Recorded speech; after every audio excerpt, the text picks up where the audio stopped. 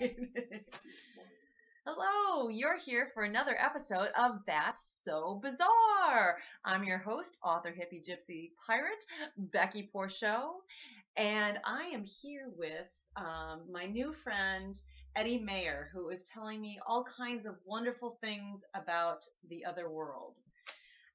So I wanted to talk a little bit about evidence because you're not, I think the reason that people were drawn to all the little tools and gadgets is because it was science, right? What you're doing is much more psychological, right? Yeah. And it's much more tuning into the self. It's tuning in your own self right. into it. So how do you validate what you're doing? I could just walk out one day and I could be crazy and I could say, oh, I feel a touch and I feel nauseous and I feel what makes it real? Photographs.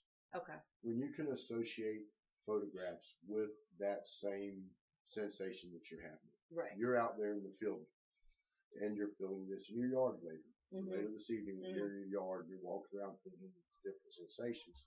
Have your husband take pictures of you at the same time. Okay. Digital picture is not like an old school photo that could be fraud. Right. Digital, you can pull any picture, mm-hmm. analyze it, and tell if it's been overlaid or anything. Okay. There's no question to it. You cannot fraud it without being known. Okay.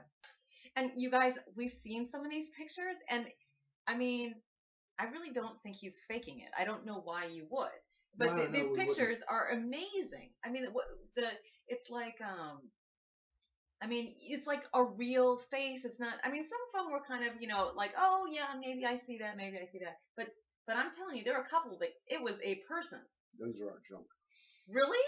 Yeah, those are considered. Except for 2 or 3 of those, most of those are considered our junk. So why? Why are those the ones that look like a real person? Because we have so many that are so far past that. Okay. Family outings going on. Life continues on. Right. And when you can photograph it, you go, holy crap. So tell us about it. So you were saying, like, he sees, like, has pictures of families having picnics together, right? Yes. And Native Americans guarding businesses. Different areas. Yeah, exactly. I mean, that's pretty remarkable. They're, well, photographs are probably your best form of evidence. Photographs are very hard to disprove. Right. With ours, there's not one photo in there that is fake or fraud. So how do I know that? I mean, you can pull any one of them off, but Facebook has got a few hundred. Okay. Any one of them you can take off and analyze. Okay, I want to touch on one last thing for the show, is the whole idea of, like, you talk a lot about people going on your adventures and feeling like they're going insane, like it actually damages them, that you don't let them come back for future adventures because of what it's done to their brain. And when I hear this, first off, I don't necessarily, you've invited me on the tours, but now I don't want to go on the tours because I don't want to go crazy. A little toot our horn thing. You can look on the TripAdvisor reviews and you'll actually see people that wrote very long things about their nights. Okay. Some of these people have not quite made it back. Okay. Because it's a lot to handle. Yeah. Scientists and professors. I love them out here. It's fun to watch them slip. Right. So you're talking about the real rational people. Yeah. When something happens that's off their understanding or their scope of reality, blows their minds. Right. It's actually fun to watch. We do in the office talk with you a lot to make sure you're going to be okay. And we know there's a reasonable chance out there that we can normally pick out of the group within about an hour of who's going to have problems. Right. So why do you keep doing it? I mean, if this has been difficult for you. This is a difficult road, and you said to me off camera that it's not for the money.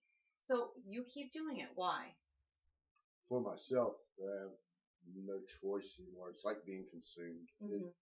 Some of the writings that are on Facebook alone talk about how things to think about, that if you go too far, it's hard to come back out of it. And that's where I've reached. Right. Also a fear of see a lot of things. What's your greatest paranormal fear?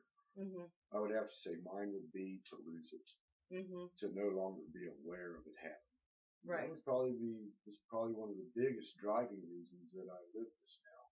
So I'm going to put some fear of the going information away. up with a link to your Facebook. You have a website too as well, right? Yeah, you can watch some YouTube stuff if you want. Yeah, definitely. So you can do a little more research on these guys, and if you're out in St. Augustine sometime, come on by and you can go for a little adventure yourself. Thank you so much, Eddie. This has been really cool. I really, really appreciate it. Cool. I'm all right with it too. Good. All right. Well, thank you all for watching, and remember, don't stop believing.